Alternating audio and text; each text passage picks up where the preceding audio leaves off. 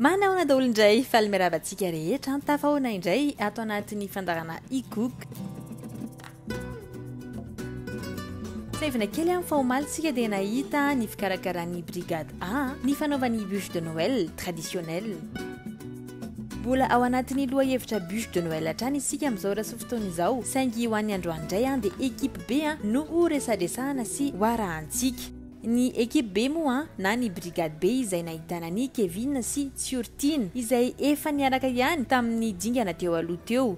Ny tsiry ary ny hevitra izy roa lahy fandeha hanao bûche glacée. Toy ny hitantsika dia natomboka izy ireo tamin'ny fanaovana mousse ny fikarakarana.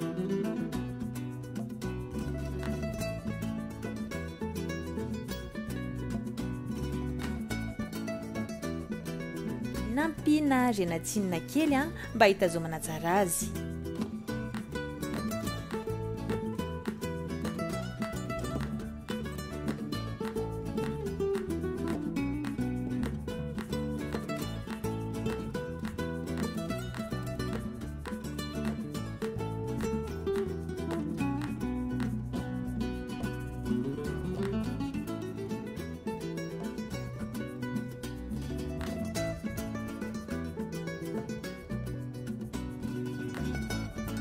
Nataon'izy ireo abazina brownie chocolat miampy biscuit ny ao anatiny mba hanomezana croquant sy tsiro miavaka ilay bûche glacée.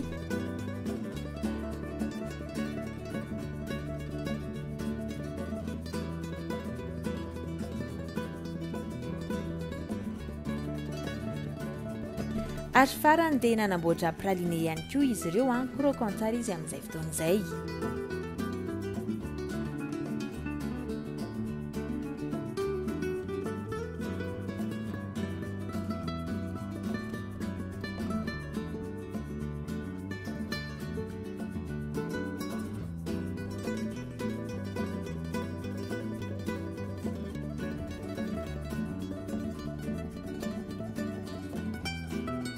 Tsy dia nahitana olana firy ny an'izy mirahalahy ireto izany hoe ny brigade B.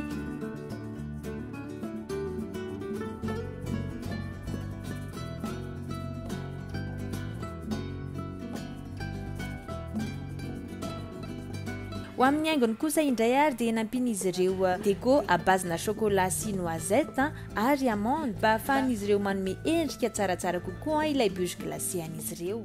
Izay indray ary ny fotoana ho an'ny anio raha-pitso ho arahantsika eto amin'ny pejy hatrany ny valiny toy ny lalao. Veloma mahafinaritra re!